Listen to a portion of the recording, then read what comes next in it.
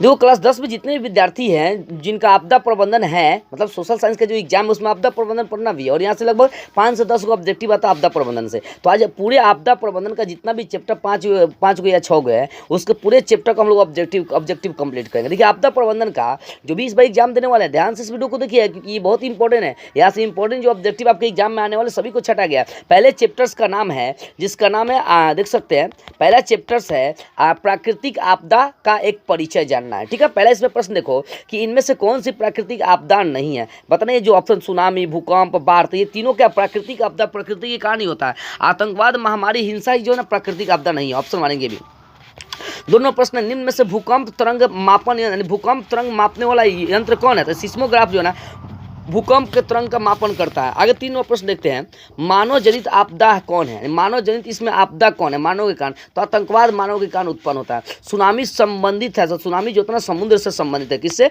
समुद्र से संबंधित है। आगे आपका 5वां प्रश्न बोल रहा है कि सुनामी का प्रमुख कारण क्या है? तो समुद्र भूकंप आना, ये ऑप्शन ए मारेंगे। निम्नलिखित में से कौन सा मानव जनित आपदा नहीं है? तो मानव जनित आपदा यहाँ पर सुनामी नहीं है, जो ऑप्शन दिया उसके हिसाब से सुनामी नहीं है। आगे 7वां प्रश्न बोल रहा है कि इनमें से कौन मानव जनित आपदा नहीं है? 4 ऑप्शन दिया, सांप्रदायिक दंगा, आतंकवाद, रेल दुर्घटना, इनमें से कोई। ये जो तीनों ऑप्शन दिया है ये सब क्या है? मानव जनित आपदा ही है, इनमें से कोई नहीं ऑप्शन मार देंगे। महाराष्ट्र में भूकंप आने का मुख्य कारण क्या था? तो महाराष्ट्र में भूकंप आने का मुख्य कारण था कोयना बांध का निर्माण। ठीक है, अगला प्रश्न देखते हैं 9 नंबर। बोला निम्न में से कौन प्राकृतिक आपदा नहीं है? तो प्राकृतिक आपदा यहाँ पर हिंसा नहीं है। 10वां प्रश्न, इनमें कम विनाशकारी आपदा कौन है? इनमें सबसे कम विनाशकारी आपदा कौन है? तो भूस्खलन जो है ना एक कम विनाशकारी आपदा होता है। 11वां प्रश्न है, सुनामी किस भाषा का शब्द है? तो सुनामी जो है ना जापानी भाषा का शब्द है। आगे बिहार में सर्वप्रथम भूकंप कब आया था? तो 1934 ईस्वी में पहली बार बिहार में भूकंप आया था।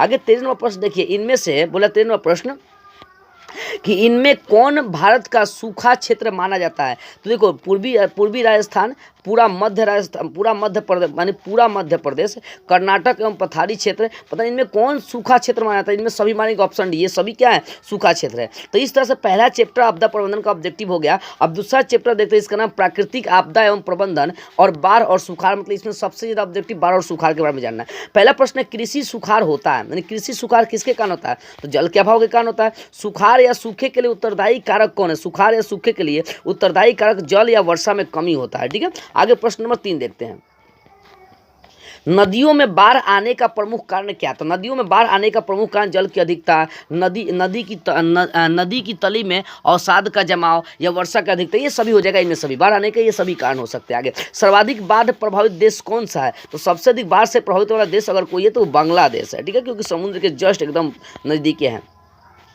आगे बिहार में कौन सा बाढ़ प्रवण क्षेत्र है? जब बिहार का कौन सा क्षेत्र बाढ़ग्रस्त क्षेत्र है? तो आपका उत्तर बिहार सबसे ज़्यादा बाढ़ से ग्रसित है। बिहार का कौन सा भाग सर्वाधिक सूखा प्रवण क्षेत्र है? तो बिहार का सबसे ज़्यादा अगर सूखा कोई क्षेत्र है तो दक्षिण बिहार है, क्योंकि उत्तर बिहार में आपका बाढ़ सबसे ज़्यादा आता है, तो इसका मतलब दक्षिण बिहार में वो सूखा क्षेत्र पड़ जाता है। ठीक है, आगे प्रश्न देखते हैं। 7वां प्रश्न आपका बोल रहा है कि आपदा प्रबंधन का प्रमुख घटक कौन है? तो आपदा प्रबंधन का इनमें से सभी जो ऑप्शन दिया है, प्रमुख स्थानीय प्रशासन, स्वयंसेवी संगठन, ग्राम और मोहल्ले के लोग, ये सभी क्या है? आपदा प्रबंधन के एक प्रमुख घटक इनमें दी मारेंगे। सुखाड़ या सूखा किस प्रकार की आपदा है? तो ये एक प्राकृतिक आपदा है। ठीक है, आगे प्रश्न बोला है कि बाढ़ क्या है? तो एक प्राकृतिक आपदा, ऑप्शन ए मारेंगे 9 नंबर का। अब देखते हैं, इस तरह से 9 ऑब्जेक्टिव कंप्लीट कर दिया। दूसरे चैप्टर का ही 10वां ऑब्जेक्टिव देखते हैं। बाढ़ से सबसे अधिक हानि किसको होती है? तो फसलों की सबसे अधिक हानि किसकी होती है? फसलों की, पशुओं की, भवनों की, इनमें सभी की। तो ऑप्शन नहीं मानेंगे, उपरोक्त सभी की। सूखे से बचाव का एक मुख्य तरीका क्या है?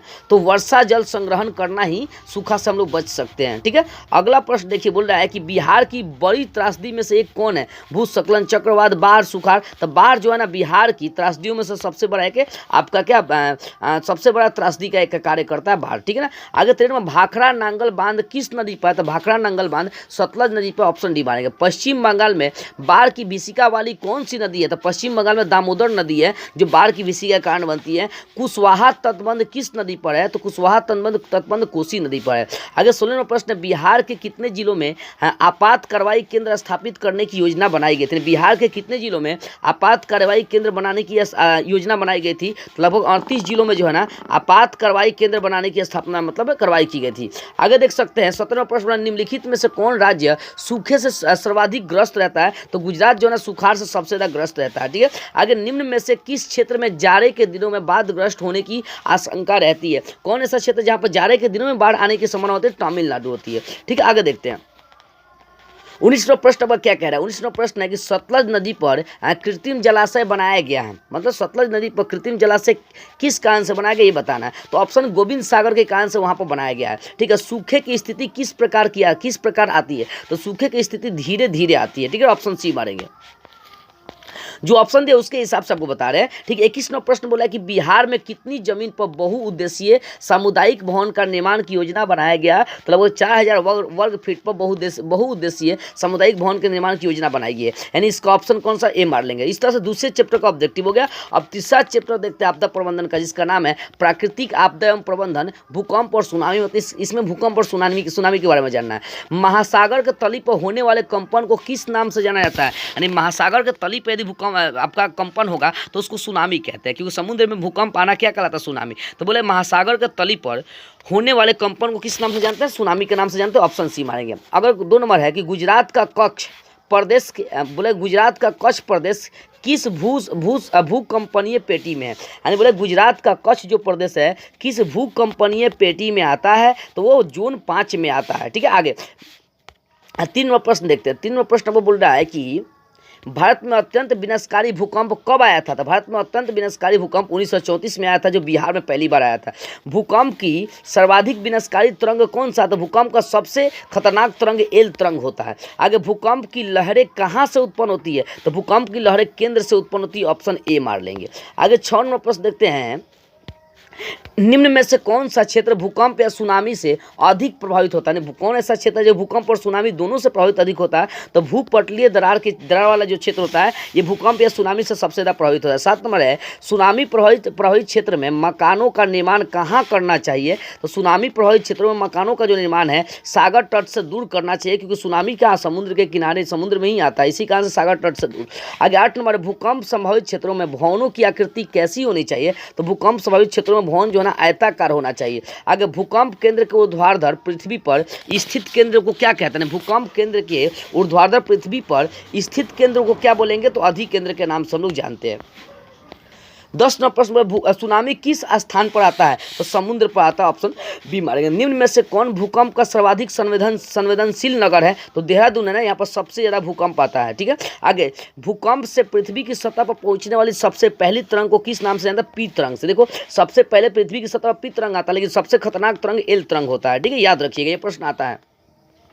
13वां प्रश्न है कि 26 दिसंबर 2004 को विश्व के किस हिस्से में भयंकर सुनामी आया था? विश्व के कौन सा हिस्सा था जहां पर सबसे भयंकर सुनामी आया था? तो बंगाल की खाड़ी में सबसे भयंकर सुनामी आया था। भूपटल के नीचे का वो स्थल जहां भूकंप का जन्म होता है क्या कहा जाता है? तो भूकंप केंद्र कहा जाता है, जहां पर भूकंप का जन्म होता है। ठीक है, 15वां प्रश्न देखते हैं, बोला कि सुनामी में निम्नलिखित में से सुनामी का मुख्य कारण क्या है? तो समुद्री भूकंप आपका मुख्य कारण है। 16वां प्रश्न, भारत को कितने भूकंपीय क्षेत्रों में बांटा गया? तो 5 भूकंपीय क्षेत्रों में बांटा गया। आगे 17वां प्रश्न देखते हैं, बोला भूकंप तथा सुनामी से बचाव का इनमें से कौन सा तरीका सही नहीं है? तो जो भूकंप निरोधी भवनों का निर्माण है, भूकंप निरोधी भवनों का निर्माण जो है ना ये गलत है, भूकंप विरोधी भवनों का निर्माण करना चाहिए। ठीक है ना, आगे देखते हैं। इस तरह से 3 को चैप्टर कंप्लीट हुआ। चौथा चैप्टर देखते हैं आपका क्या है? जीवन रक्षक।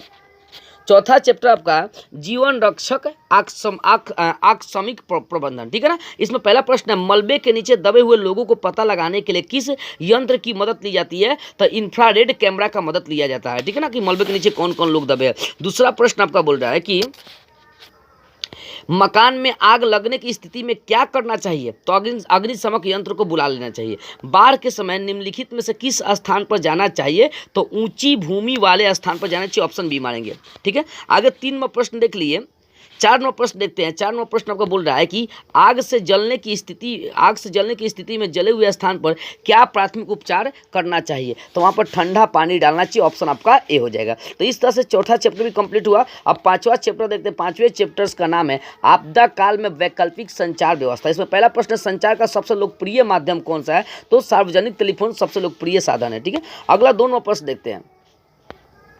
दोनों आपका प्रश्न बोला है सुदूर संवेदी उपग्रह, जिसको रिमोट सेंसिंग उपग्रह का बोलते हैं, तो सुदूर संवेदी उपग्रह का उपयोग कहाँ होता है ये बताना है, तो दूर संचार के लिए होता है। तीनों प्रश्न, इंफ्रारेड कैमरा का प्रयोग निम्न में से किस आपदा में होता है, तो बाढ़, सुखाड़, भूकंप, इनमें से कोई नहीं। देखो भूकंप जो होता है भूकंप में ही प्रयोग करते हैं, जो मलबे से तलवे के नीचे दब जाते हैं, मलबे के नीचे, ठीक है ना। आगे देखते हैं, बोले संचार का सबसे लोकप्रिय साधन सार्वजनिक टेलीफोन है। आगे 5 नंबर सामान्य संचार व्यवस्था के बाधित होने का मुख्य कारण क्या है। सामान्य संचार व्यवस्था के बाधित होने का मुख्य कारण केबल का टूट जाना, मतलब मान लो फोन से कहीं बात करो कनेक्शन नहीं होता, वो क्या होता है कि कनेक्शन टूट जाता है। 6 नंबर प्रश्न, भारत में कितने प्रतिशत भूमि भूकंप प्रभावित है। नहीं, भारत में कितना प्रतिशत जो भूमि है भूकंप से प्रभावित रहता है, तो 56% जो भूमि है भूकंप से प्रभावित रहता है। वैकल्पिक संचार साधन इनमें से कौन नहीं है, तो अंतरिक्ष जो है वैकल्पिक संचार साधन नहीं है। इस तरह से 5वां चैप्टर कंप्लीट हुआ। अब 6ठा चैप्टर का ऑब्जेक्टिव देखते हैं आपदा प्रबंधन का, जिसमें 6ठा चैप्टर का नाम है आपदा और सह-अस्तित्व।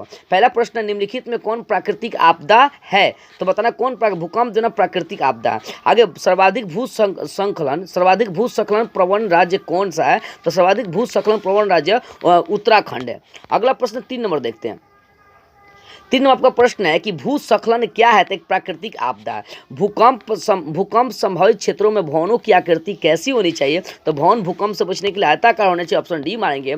5 नंबर प्रश्न बोल रहा है कि कृषि सुखाड़ होता है, कृषि सुखाड़ कहाँ होता है, तो जल के अभाव में, ऑप्शन ए मारेंगे। 6 नंबर बोले रिंग बांध किनके लिए उपयोगी होता है, तो रिंग बांध बाढ़ के लिए उपयोगी होता है, ठीक है। आगे भूस्खलन वाले क्षेत्र में ढलान पर मकानों का निर्माण करना चाहिए, तो अनुचित, मतलब बोला है कि भूस्खलन वाले क्षेत्र पर भूस्खलन वाले क्षेत्र में ढलान पर मकान का निर्माण क्या होता है, वो अनुचित होता है। मान लो कि अगर भूस्खलन हो रहा है, ठीक है, तो अगर ढलान वाला चीज़ पर अगर मकान बना कर रखोगे तो खराब होगा ही, क्योंकि भूस्खलन में सब आग दह जाएगा, आपका शरीर पे आ जाएगा, अनुचित हो जाएगा, ऑप्शन मार लेंगे भी।